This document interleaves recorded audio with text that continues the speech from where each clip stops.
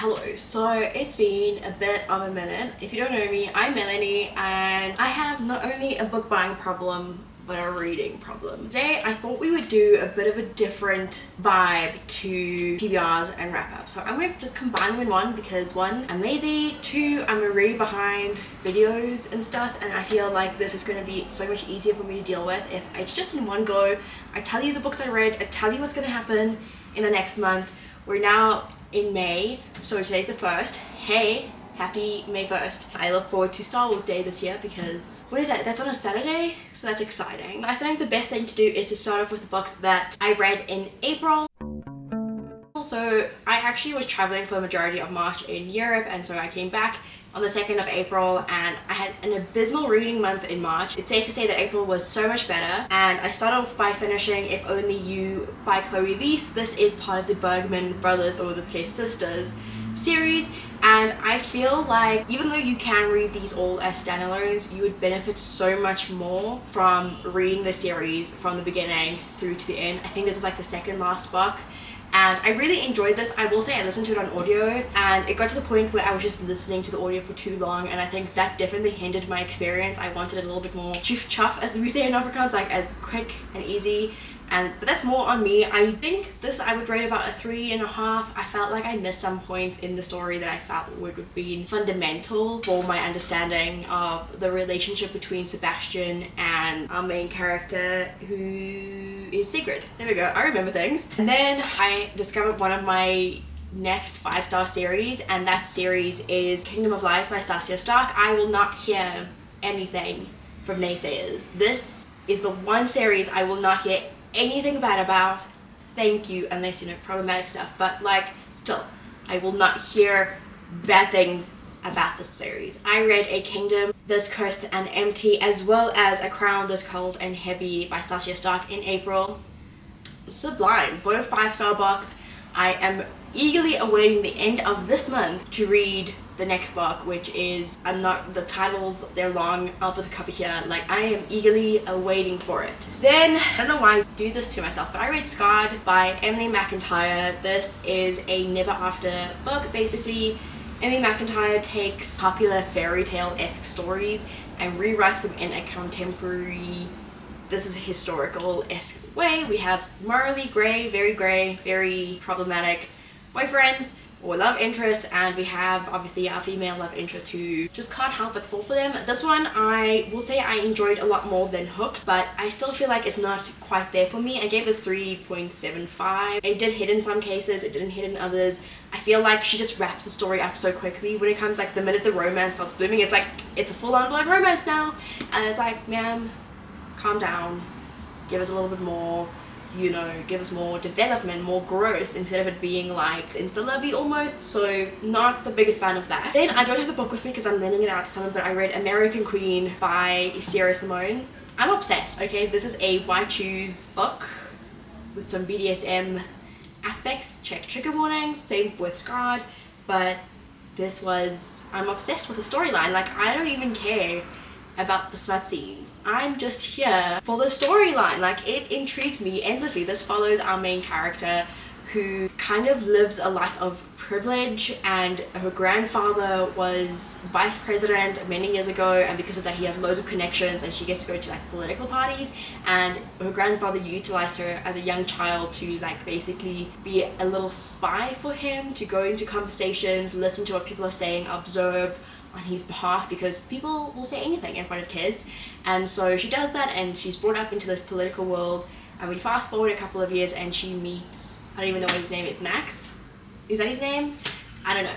And essentially she falls in love with him, and it's a whirlwind, guys. Read it or don't, but I really enjoyed this. I have nothing bad to say about it, other than it could be better obviously, but like I enjoyed it for what it was. I then read Punk 57 by Penelope Douglas. We all know Penelope Douglas is the queen of like forbidden romances, or romances that are kind of like questionable.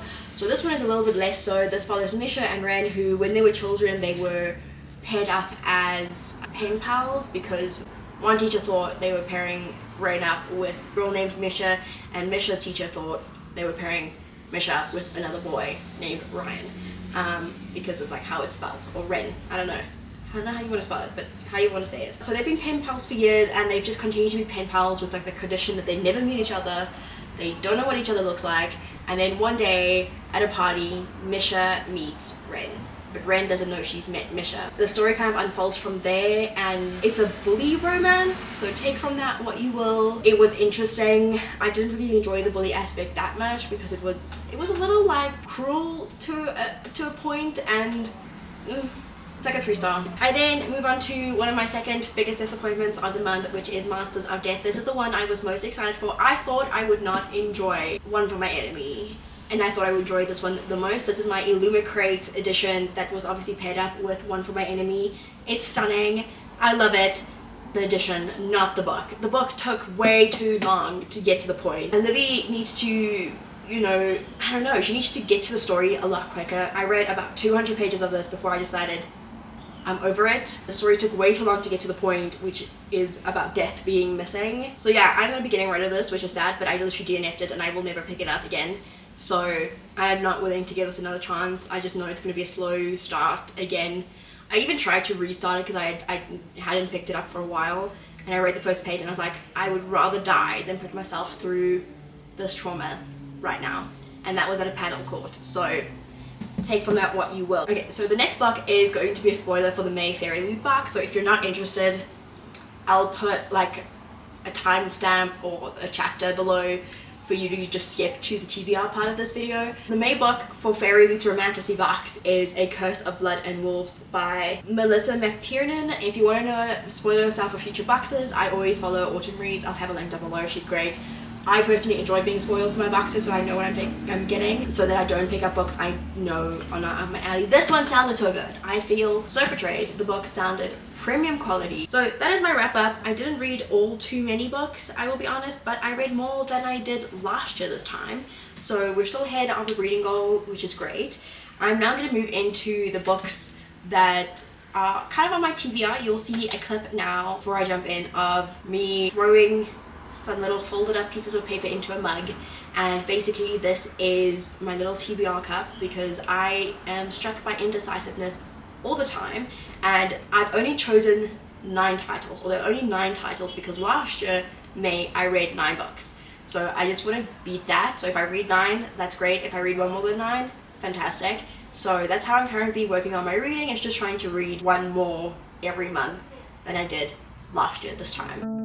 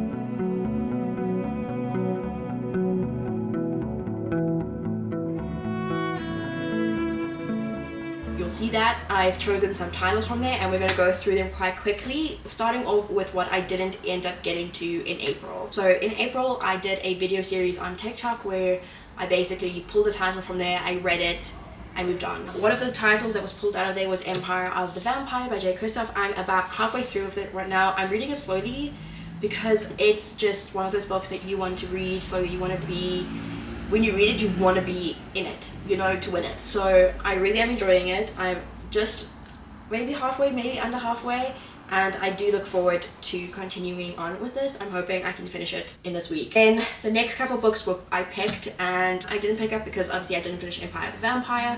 So we have The Serpents on the and The Wings of Night by Carissa Broadbent. This is the first book in the Crowns of Nyaxia series. I do know there is some problematic aspects to this author, I'm aware, but this was a review copy and so I need to read it. I then have Seven Faceless Saints. This is the gorgeous Fairy Loot edition that I bought. I've been wanting to read this for so long and I just need to get to it. Then the March book for Ilum Crate was Fathom Folk by Eliza Chan, and I also pulled this out from the jar in the month, and so I really want to pick it up because one, it's gorgeous, and two, I want to read it and it was chosen. And then the last book that was picked was Blood and Honey by Shelby Mahurin. This is one that I want to read. I recently, last year sometime, read Serpent and Dove, like reread it, so I do want to get into this before I forget anything. And then lastly, the books that were chosen for my TBR from the jar. You will have seen I pulled Immortal Longings. I read that last year, thank you, pat on the back.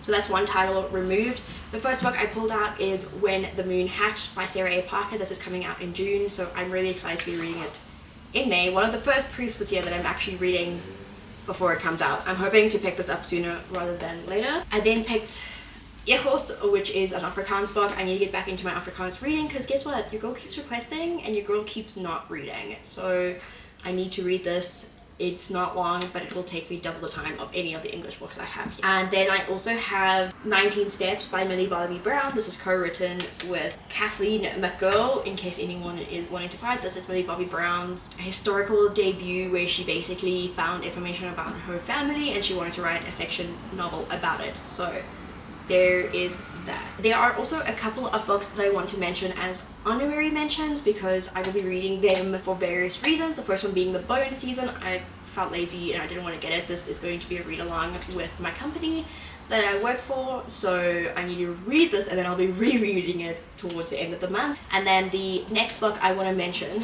is one that's now available on Kindle Unlimited, and I want to finish this series, and that is Court of Vines and Vipers by Amberly Ash. I would always say it's not a good series, but this is a 3-ish star series for me. But I'm invested in the storyline and I want to see what happens. So I will be throwing this in when and if need be. That's kind of the update I have for you. This is the TBR and the wrap up. I hope you enjoyed this little bit of a quick format.